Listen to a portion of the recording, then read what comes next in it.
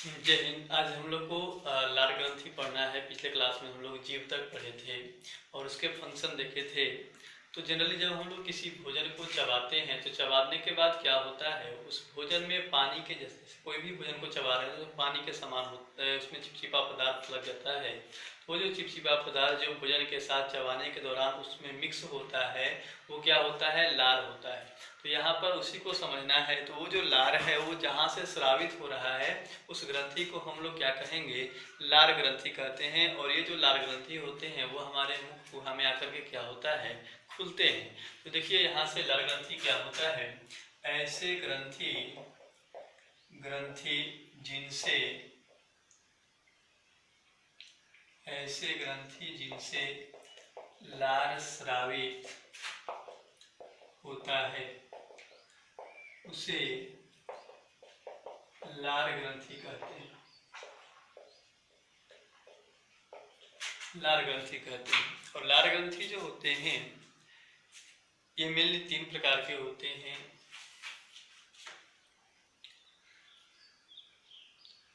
में पहला जो आता है उसको बोलते हैं पैरोटिड। सेकेंड जो होता है उसको बोलते हैं सबलिंगुअल। थर्ड जो होता है उसको बोलते हैं सबमैंडिबुलर, या इसी को सबमैक्सिलरी। ये मैंडिबुलर का मतलब होता है नीचे वाला जबड़ा और मैक्सिलरी का मतलब होता है ऊपर वाला जबड़ा का जो जिस जबड़ा जो होता है वो जिस बोन से जुड़ा होता है उसको मैक्सिलरी कहते हैं। और नीचे वाला जबड़ा जिस बोन से जुड़ा होता है उसको मैंडिबल कहते हैं। और वहाँ पर मौजूद जो लार ग्रंथि होता है उसको सब मैंडिबुलर या सब मैक्सिलरी कहते हैं। सब लिंगुअल जो होता है इसका डक्ट जो होता है वो हमारे जीभ के नीचे, अगर आप जीभ को ऊपर की उठाइएगा तो वहाँ पर जो लार ग्रंथि ओपन होता है उसका नाम है सब लिंगुअल। और इसके बाद आता है पैरोटिड। पैरोटिड जो होता है वो दोनों कान के नीचे यहाँ पर होता है और यह सबसे बड़ा होता है, सबसे बड़ी लार ग्रंथि। सबसे बड़ी लार ग्रंथि जो है वो कौन होता है, पैरोटिड होता है। इसके बाद आते हैं कि लार क्या होता है। नेक्स्ट आता है लार। तो ये कहाँ से स्रावित हो रहा है, लार ग्रंथि से। इसको लिख सकते हैं लार ग्रंथि से स्रावित होने वाले द्रव को लार कहते हैं। यह भोजन के साथ मिक्स होता है और भोजन को काफी सॉफ्ट बनाता है। तो जब ये भोजन के साथ मिलकर के भोजन को काफी सॉफ्ट निगलने लायक बनाता है, तो जब वो भोजन जो होता है वो निगलने के स्थान पर होता है, निगलने लायक होता है, तो अगर उस भोजन को आप बाहर निकाल कर देखिए तो वो काफी चिपचिपा हो जाता है। और उस भोजन को हम लोग क्या कहते हैं, बोलस कहते हैं। इसमें लिख सकते हैं यह भोजन के साथ मिलकर उसे मुलायम एवं निगलने लायक बनाता है।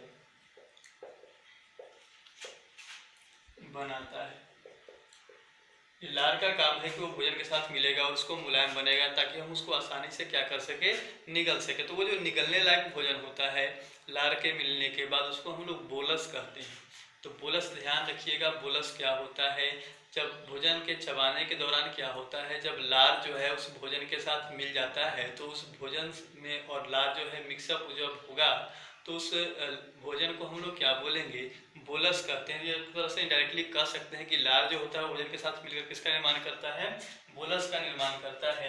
इसके बाद आता है तो आ रहा है कि लार ग्रंथि से स्रावित होने वाले द्रव को लार कहते हैं और यह भोजन के साथ मिलकर के उसे मुलायम एवं निगलने लायक बनाता है। फिर इसके बाद आता है कि लार में कई प्रकार के इंजाइम होते हैं, उसमें से एक इंजाइम आपको भी पढ़ना है।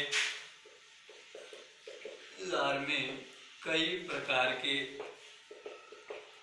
पाचक एंजाइम मौजूद होते हैं।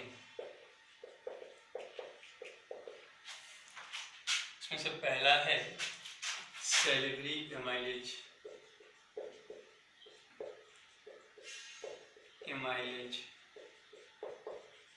और इसका काम क्या होता है, यह स्टार्च का पाचन करता है। जो कार्बोहाइड्रेट है, जो भी हम लोग रोटी चावल खाते हैं तो वो खाते चबाते समय क्या होता है, मीठा लगता है।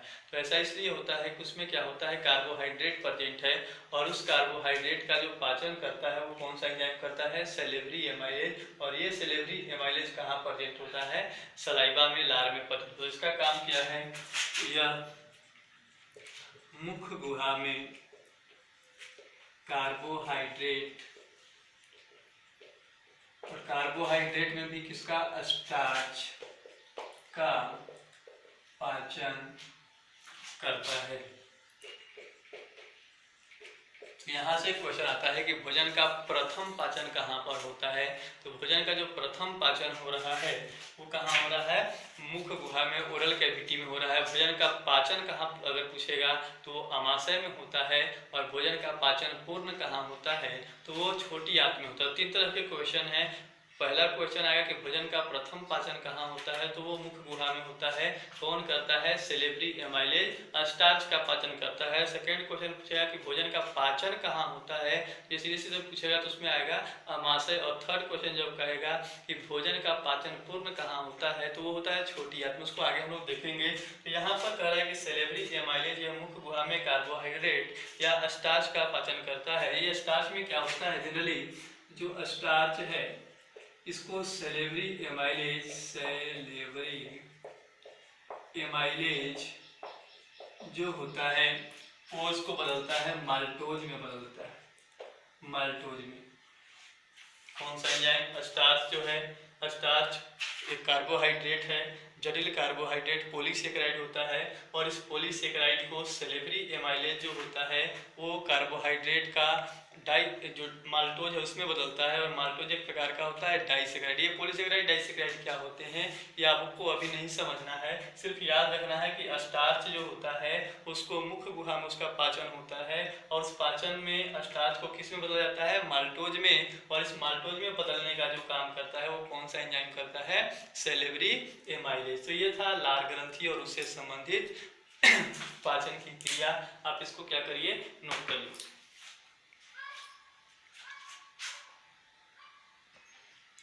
इसके बाद नेक्स्ट जो आता है वो है ग्रसनी। ग्रसनी या इसी को हम लोग बोलते हैं फेरिंग्स।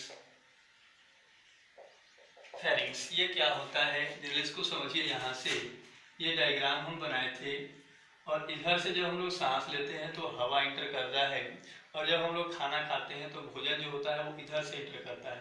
तो यहाँ पर आकर के ये दोनों एक ही रास्ता में आकर के मिल जाते हैं। तो ये जो मुख गुहा के पीछे भोजन एवं हवा के लिए जो समान मार्ग होता है, इसी समान मार्ग को हम लोग क्या कहते हैं, ग्रसनी कहते हैं। फिर से रिपीट कर रहे हैं, जब हम लोग सांस लेते हैं तो हवा इधर से इंटर करेगा, भोजन इधर से इंटर करता है। तो ये मुख गुहा के पीछे एक ऐसा स्थान होता है जहाँ पर हवा भी आता है और भोजन भी आता है, और उसी स्थान को हम लोग क्या कहते हैं, ग्रसनी कहते हैं। अब यहाँ पर ये जो ग्रसनी होता है इसका डेफिनेशन क्या होगा, तो मुख गुहा के पीछे स्थित भोजन एवं वायु के लिए समान पथ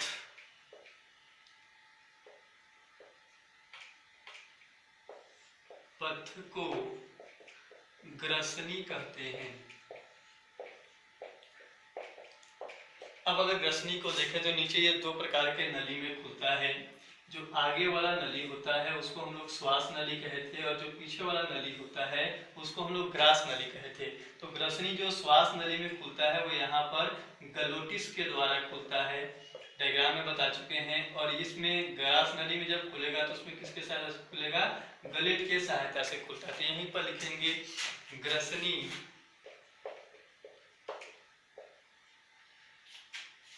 ग्लोटिस के द्वारा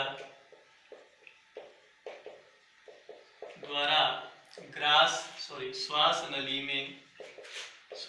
नली में तथा गलेट के द्वारा ग्रास नली में खुलती है। यहाँ पर ग्रसनी जो है वो ग्लोटिस बताया था कि श्वास नली के ऊपरी स्थित छिद्र को हम लोग ग्लोटिस कहते हैं और ग्रास नली के ऊपरी छिद्र को हम लोग क्या कहते हैं, गलेट कहते हैं। और इसी ग्लोटिस एवं गलेट के द्वारा जो ग्रसनी है वो श्वास नली और किसमें खुलता है, ग्रास नली में खुलता है। फिर यहाँ पर ये बताए थे अगर यहाँ मान लीजिए यहाँ पर भोजन है तो अगर हम इसको निगलें तो ये श्वास नली में भी जा सकता है और ग्रास नली में भी जा सकता है, लेकिन ऐसा नहीं होता है। जब भी हम लोग भोजन को निगलते हैं वो हमेशा ग्रास नली में जाता है। ऐसा इसलिए होता है कि जो श्वास नली के ऊपर जो ग्लोटिस है ये ऊपर से क्या होता है, एक इस तरह से पट्टीनुमा पेशीय पट्टीनुमा संरचना द्वारा घिरा होता है और इस पेशीय पट्टीनुमा संरचना को हम लोग क्या कहते हैं, एपीग्लोटिस कहते हैं। और यही एपीग्लोटिस जो होता है वो भोजन को श्वास नली में जाने से क्या करता है, रोकता है। तो नेक्स्ट हेडिंग आएगा एपीग्लोटिस। देखिए एपीग्लोटिस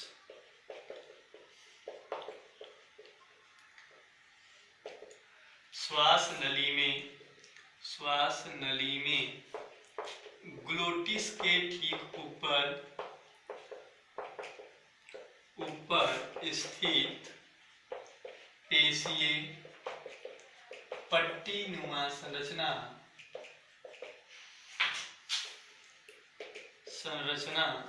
को ग्लोटिस एपीग्लोटिस कहते हैं, एपीग्लोटिस कहते हैं। और इसका काम है यह भोजन को श्वास नली में जाने से रोकता है।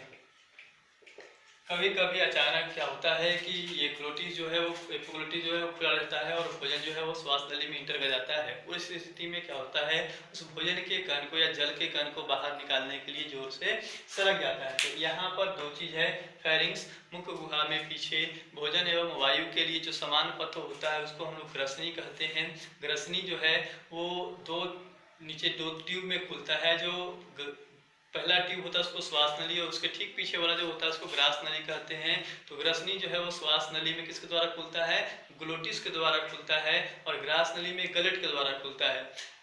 जब हम लोग भोजन को निगलते हैं तो वो जो भोजन है वो सीधे सीधे ग्रास नली में ही जाता है। इसके पीछे कारण है कि जो श्वास नली के ऊपर जो ग्लोटिस होता है वो एक पेशीय पट्टीनुमा संरचना द्वारा घिरा होता है और उस पेशीय पट्टीनुमा संरचना को क्या कह रहे हैं, एपीग्लोटिस कहते हैं। और यही एपीग्लोटिस जो होता है वो भोजन को कहाँ पर, श्वास नली में जाने से क्या करता है, रोकता है। तो ये क्वेश्चन आया था कि भोजन को श्वास नली में जाने से कौन रोकता है, तो उसका आंसर क्या हो जाएगा, एपीग्लोटिस। इसके बाद हम लोग पढ़ते हैं ग्रास नली क्या होता है।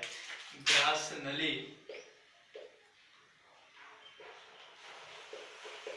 नली को हम लोग फूड पाइप या ओसोफेगस के नाम से जानते हैं।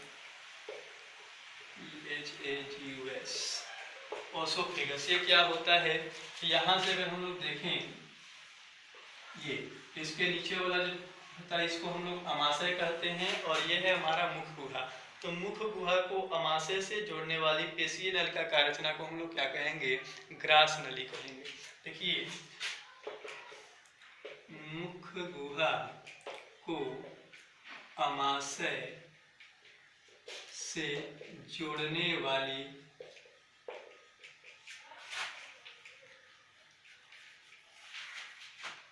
पेशीय नलिकाकार रचना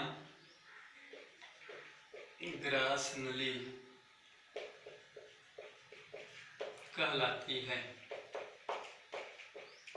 और इसी के द्वारा जो भोजन होता है वो हमारे मुख गुहा से कहाँ पर पहुँचेगा, अमाशय में। जब भी हम लोग भोजन को निगलते हैं तो वो भोजन जो होता है वो ग्रास नली से होते हुए कहाँ पर पहुँचेगा, अमाशय में पहुँचता है। तो यहाँ पर देखते हैं कि इसके द्वारा भोजन मुख गुहा से अमाशय में पहुंचता है। तो मुख गुहा से भोजन को अमाशय में ले जाने का जो काम करता है वो कौन करता है, ग्रास नली करता है, या उसी को अंग्रेजी में हम लोग ओसोफेगस या फूड पाइप के नाम से जानते हैं। ये क्या होता है, तो मुख गुहा को अमाशय से जुड़ने वाली पेशीय नलिकाकार रचना ग्रास नली कहलाती है और इसके द्वारा भोजन कहाँ पहुँचता है? मुख गुहा से अमाशय में। अब ये जो भोजन जो मुख गुहा से अमाशय में जा रहा है वो एक विशेष प्रकार के गति के द्वारा संपन्न होता है, उसके बारे में थोड़ा देर में पढ़ेंगे, पहले आप इसको नोट कर लीजिए।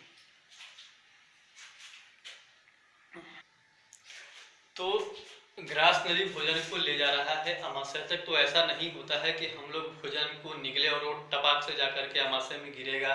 वो एक क्या होता है, एक विशेष प्रकार के सुनियोजित गति के द्वारा संपन्न होता है और वह गति जो भोजन को अमाशय में ले जाने के दौरान ग्रास नली में होता है, उस गति को हम लोग बोलते हैं क्रमाकुंचन गति। कुंचन गति कहते हैं इसको। समझिएगा ये क्या गति है। मान लीजिए ये है आपका आहार नाल का भाग। अब यहाँ से आपको भोजन निकलना है, तो भोजन यहाँ पर आया हुआ है।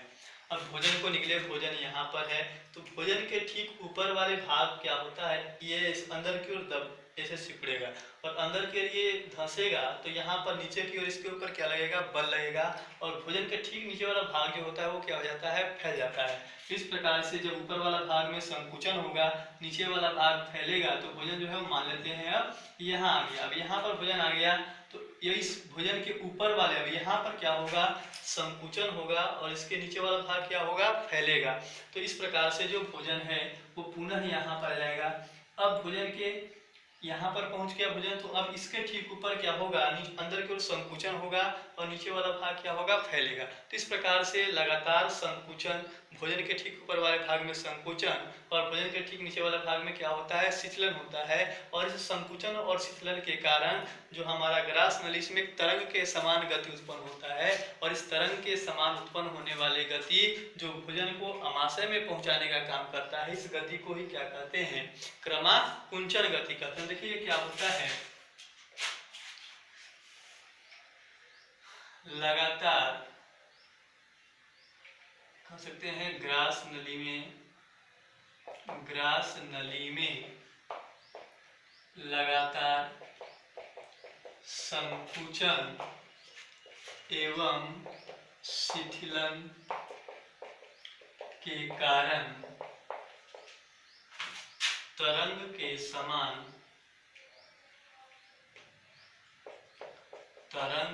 समान उत्पन्न होने वाली गति को क्रमाकुंचन गति कहते हैं।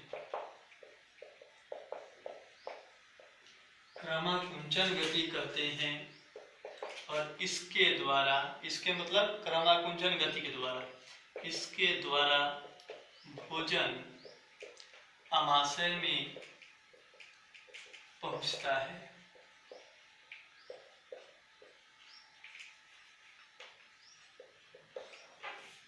तो भोजन जो है वो किस गति के द्वारा अमाशय में पहुंचता है, क्रमाकुंचन गति। क्रमाकुंचन गति होता क्या है, तो लगातार संकुचन एवं शीतलन के कारण जो हमारा ग्रास नली होता है उसमें एक तरंग के समान गति उत्पन्न होता है और उस तरंग के समान उत्पन्न होने वाले गति को ही हम लोग क्या कहते हैं, क्रमाकुंचन गति कहते हैं। तो ये ग्रास नली यहाँ पर क्या होता है, समाप्त होता है।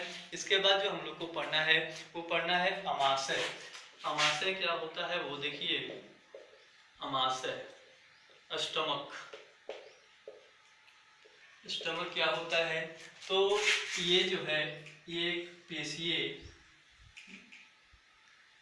बैग के समान रचना होता है जो हमारे उदर गुहा में, ये ऊपर इसके ऊपर हम लोग डायफ्राम पढ़े थे, यहाँ पर ये मान लेते हैं लीवर है, तो ये ऊपर डायफ्राम है, तो हम लोग कह सकते हैं कि ये क्या है, पेशीय थैलिस नुमा संरचना है जो हमारे उदर गुहा में, डायफ्राम जो होता है वो बीचे बीच यहाँ पर मौजूद होता है और डायफ्राम के ऊपर वाले को वक्ष गुहा बताए थे और डायफ्राम के नीचे वाले को हम लोग क्या कहते हैं, उदर गुहा कहते हैं। तो यहाँ पर डायफ्राम के ठीक नीचे उदर गुहा में ये क्या होता है, एक पेशीय थैलीनुमा रचना होता है और इसी पेशीय थैलीनुमा रचना को हम लोग क्या कहते हैं, अमाशय कहते हैं। अब अगर आपको देखना है अमाशय, तो अमाशय जो होता है वो कौन से साइड होता है, बाएं साइड होता है। हमारे शरीर में कहाँ पर होता है, बाएं साइड होता है और ये हमेशा डायफ्राम के ठीक नीचे मौजूद होता है और इसी अमाशय में भोजन का क्या होता है, पाचन होता है। देखिए इसका डिफिनेशन क्या होगा,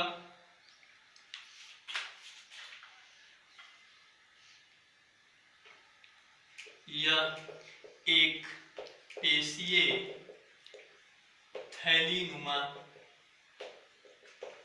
रचना है। यह एक पेशीय थैलीनुमा रचना है जो कहाँ पर, उदर गुहा में, लिख सकते हैं जो डायफ्राम के ठीक नीचे उदर गुहा में बाईं ओर, या उदर गुहा के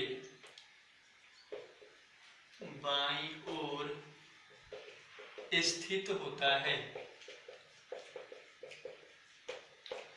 यहाँ पर जब भोजन आएगा तो भोजन जो है वो 3 से 4 घंटे के लिए क्या होता है, रुकता है, और वहीं पर उसका क्या होता है, पाचन होता है। हम लोग दूसरा लेक्चर में पोषण के प्रकार और विभिन्न स्तर पढ़े थे, उसमें पाचन हम आपको बताए थे कि वह प्रक्रिया जिसमें जटिल और घुलनशील कार्बनिक पदार्थ को सरल एवं घुलनशील कार्बनिक पदार्थों में बदला जाता है, उसको हम लोग पाचन बोलते हैं। तो वो वास्तव में पाचन की क्रिया जो होता है वो यहीं पर आमाशय में होता है। जब भोजन जो है वो यहाँ पर आता है और 3 से 4 घंटे के लिए रुकता है। इसी कारण से एक बार खाने के बाद लोगों को 3 से 4 घंटे के लिए भूख नहीं लगता है। अपने ऊपर नहीं लेना है, सब इंसान जैसे नहीं होते हैं। अगर आपको लग जाता है 3-4 घंटे से पहले तो उसको कोई कुछ नहीं कर सकता, लेकिन सामान्य जो इंसान होते हैं उनको एक बार भोजन करने के बाद 3 से 4 घंटे तक भूख नहीं लगता है, क्योंकि आमाशय में भोजन मौजूद होता है और यहीं पर उसका क्या हो रहा होता है, पाचन हो रहा होता है। तो यहाँ पर क्या होता है, लिख सकते हैं यहाँ भोजन का पाचन होता है।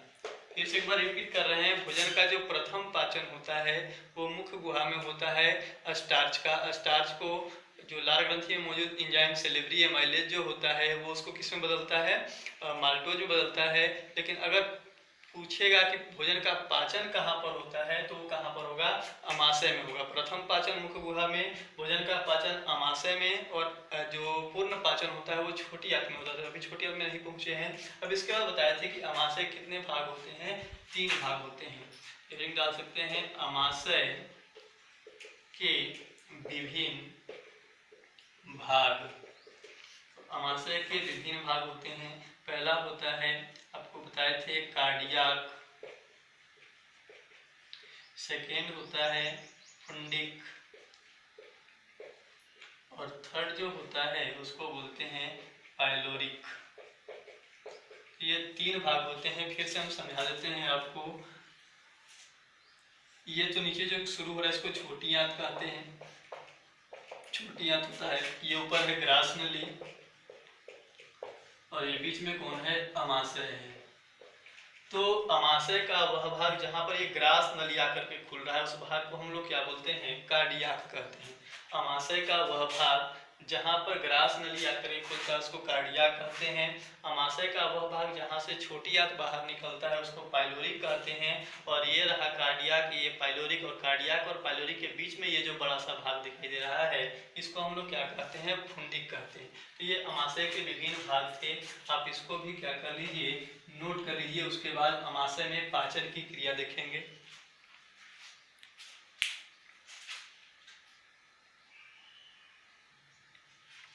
देखिए, आमाशय में भोजन का पाचन, आमाशय में भोजन का पाचन। तो आमाशय का जो अंतःभिति होता है वहां पर भोजन को पचाने वाले, रस को स्रावित करने वाले एक ग्रंथि होता है, और उस ग्रंथि को हम लोग आमाशयी ग्रंथि या जठर ग्रंथि कहते हैं। और वो जो जठर ग्रंथि होता है उसका निर्माण अलग अलग प्रकार के कोशिकाओं से होता है। तो देखिए, आमाशय के अंतःभित्ति में जठर ग्रंथि, या इसी को हम लोग बोल सकते हैं आमाशयी ग्रंथि मौजूद होता है। इसका निर्माण विभिन्न प्रकार के कोशिकाओं के मिलने से होता है। हम बोल रहे हैं कि अमाशय में भोजन का पाचन होता है, तो भोजन को पचाने का जो पाचक रस होता है वो पाचक रस कहाँ स्रावित होता है? जठर ग्रंथि और अमाशयी ग्रंथि जो अमाशय के अंतःभिति में होते हैं। और ये जो जठर ग्रंथि या अमाशयी ग्रंथि हैं, इनमें कई प्रकार की कोशिकाएं होती हैं जो उस पाचक रस को स्रावित करते हैं। देखिए, पहला जो कोशिका होता है उसका नाम है ऑक्जेंटिक कोशिका। ऑक्जेंटिक कोशिका। और ये ऑक्जेंटिक कोशिका कहाँ पर होता है? जठर ग्रंथि में पाया जाता है। और इस कोशिका से क्या स्रावित होता है? HCl। HCl आप लोग जानते होंगे, हाइड्रोक्लोरिक अम्ल। ये HCl स्रावित होता है। दूसरा जो होता है उसका नाम है पेप्टिक कोशिका।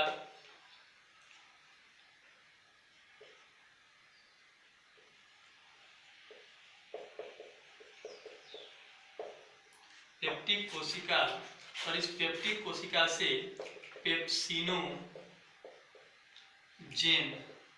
पेप्सिनोजेन एक प्रकार का एंजाइम होता है।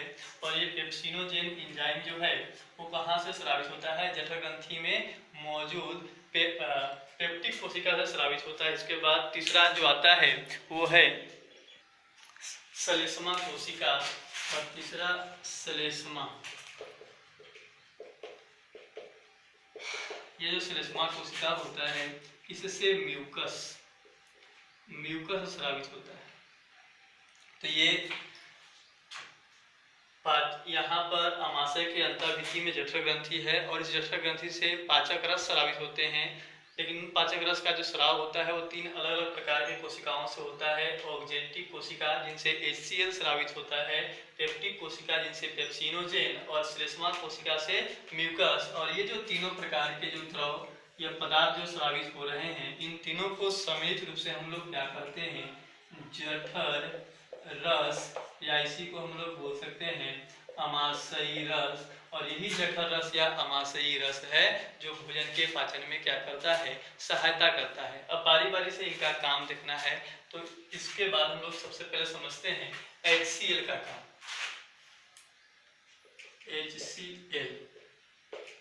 HCl मालूम है कि ये अम्ल है।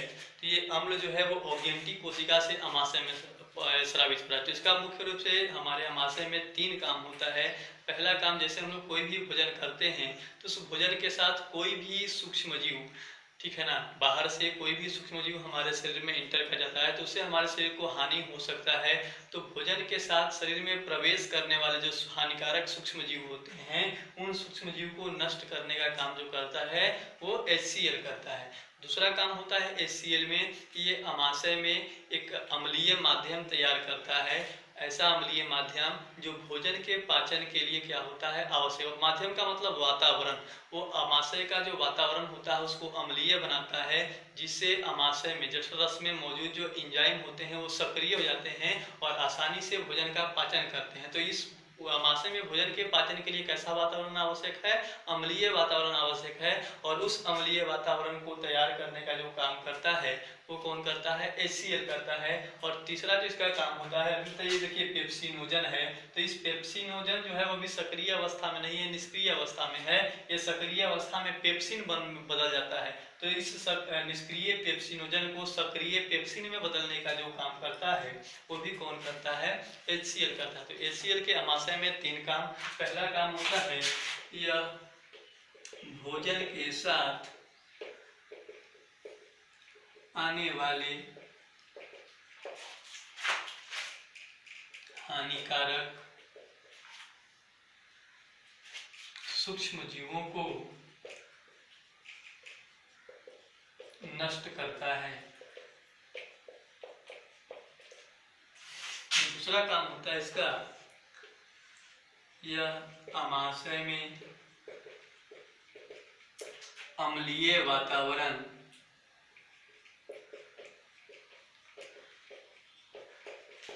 तैयार करता है।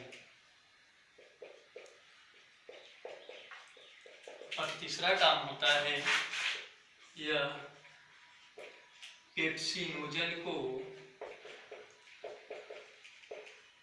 किसमें बदलता है?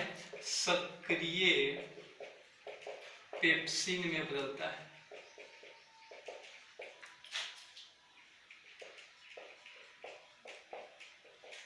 बदलता है। तो यहाँ पर HCl के 3 काम। इसके बाद आएगा पेप्सिडोजन, फिर म्यूकस पढ़ेंगे। पहले आप इसको क्या करिए, नोट करिए।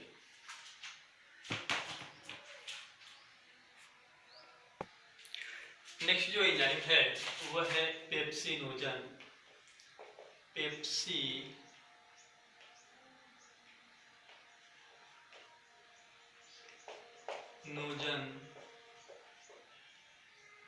या इसी को हम लोग बोलते हैं पेप्सिन।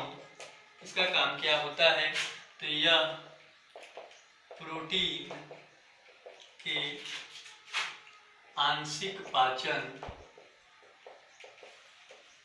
में सहायता करता है।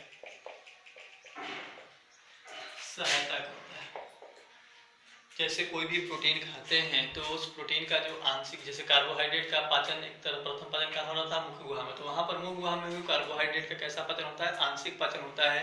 ठीक उसी प्रकार से जब प्रोटीन हम लोग भोजन के साथ ग्रहण करते हैं तो उस प्रोटीन का जो आंशिक पाचन होता है वो हमारे अमाशय में होता है, और अमाशय में उस प्रोटीन का जो आंशिक पाचन करेगा वो कौन सा एंजाइम करता है, पेप्सिन। कैसे वातावरण में, अम्लीय वातावरण में। वो अम्लीय वातावरण तैयार कौन किया है, HCl तैयार किया है, और उसी अम्लीय वातावरण में ये जो पेप्सिन है वो सक्रिय होता है और प्रोटीन का क्या करता है, आंशिक पाचन करता है।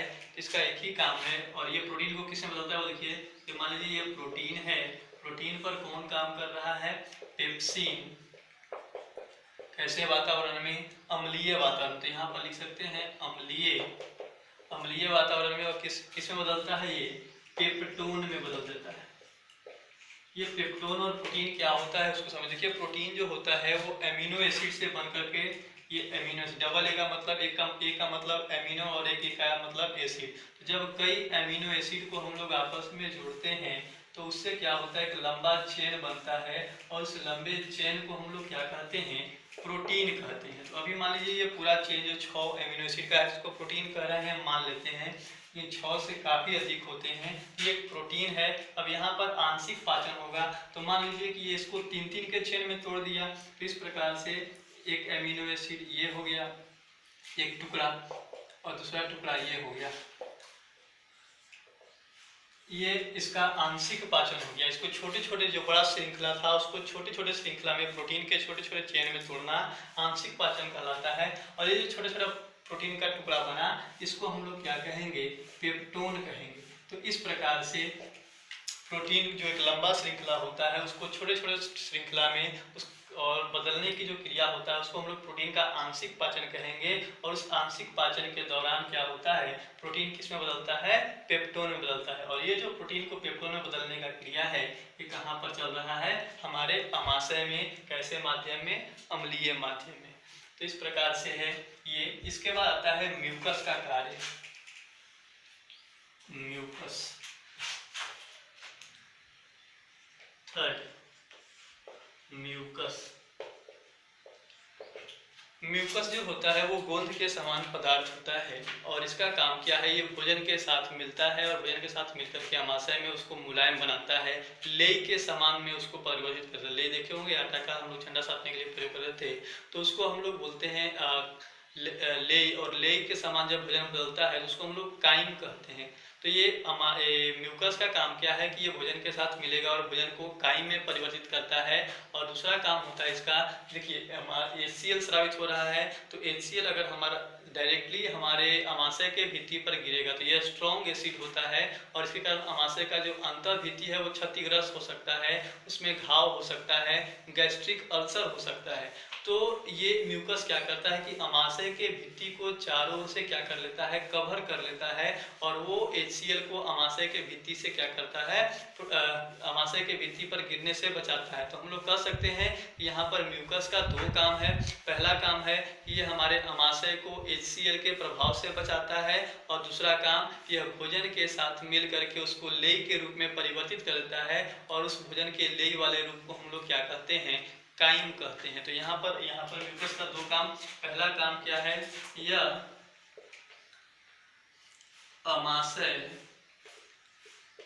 अमाशय भित्ति को HCl के प्रभाव से बचाता है, और दूसरा काम क्या होता है, या भोजन के साथ, पचे हुए भोजन के साथ, पचे हुए भोजन के साथ मिलकर काइम का निर्माण करता है। तो काइम क्या होता है? पचा हुआ भोजन के साथ जब म्यूकस जो है वो मिलेगा, म्यूकस एक गोंद के समान पदार्थ होता है, उसके साथ मिलकर के वो उसको लेई के रूप में कन्वर्ट कर देता है, और उस लेई के रूप में जब पचा हुआ भोजन बदल देता है तो उस अवस्था को हम लोग क्या कहते हैं? काइम। तो इस काइम में परिवर्तित, पचे हुए भोजन को काइम में परिवर्तित करने के लिए जो जिम्मेवार होता है वो भी कौन होता है? म्यूकस। तो म्यूकस के भी यहाँ पर दो काम, फिर से एक बार रिपीट कर रहे हैं। जठररस क्या, जठर ग्रंथि क्या होता है? आमाशय के अंतःभित्ति में उपस्थित ग्रंथि को हम लोग जठर ग्रंथि कहते हैं। जठर ग्रंथि का निर्माण 3 प्रकार के कोशिकाओं से होता है। पहला था ऑर्गेनिक कोशिका जिससे HCl स्रावित होता है, दूसरा था पेप्टिक कोशिका जिससे पेप्सियन एंजाइम स्रावित होता है, और तीसरा था ये म्यूकस कोशिका, श्लेष्मा कोशिका जिससे म्यूकस स्रावित होता है। तो ये 3 प्रकार कोशिका और ये 3 पदार्थ स्रावित होते हैं, और तीनों पदार्थ को हम लोग सम्मिलित रूप से HCl, म्यूकस और पेप्सिनोजन को सम्मिलित रूप से आमाशयी रस या जठर रस कहते हैं। ये भोजन को पचाने में किस प्रकार से सहायता करते हैं? तो HCl बताया 3 काम उसका। HCl जो होता है वो भोजन के साथ शरीर में प्रवेश करने वाले जो एंजाइम होते हैं उनको नष्ट करता है।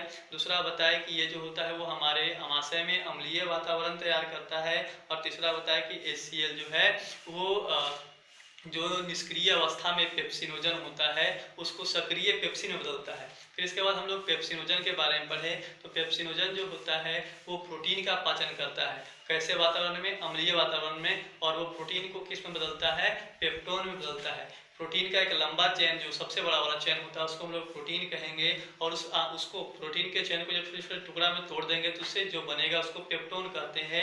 उस प्रोटीन को पेप्टोन में बदलने का जो काम करता है वो पेप्सिनोजन करता है अम्लीय वातावरण में। और तीसरा जो होता है वो म्यूकस होता है, और म्यूकस का 2 काम। पहला काम होता है यह आमाशय भित्ति को HCl के प्रभाव से बचाता है, क्योंकि HCl अगर डायरेक्टली आमाशय भित्ति पर गिरेगा तो उससे आमाशय भित्ति क्षतिग्रस्त हो जाएगा। तो उसके वो क्या करता है? आमाशय भित्ति को चारों ओर से घेर लेता है जिससे HCl आमाशय भित्ति पर न गिरे। तो वो क्या कर रहा है? आमाशय भित्ति को HCl के प्रभाव से बचा रहा है। और दूसरा जो इसका काम होता है कि ये हमारे भोजन, पचे हुए भोजन के साथ मिलकर किसका निर्माण करता है? काइम का निर्माण करता है। तो यहाँ पर ये आमाशय का काम जो है वो यहीं पर समाप्त होता है। इसके बाद आगे हम लोग जो पढ़ेंगे वो नेक्स्ट लेक्चर में पढ़ेंगे। तब तक के लिए धन्यवाद। इसको आप आराम से क्या कर लीजिए, नोट कर लीजिए और कोशिश करिए घर पर पढ़ने का।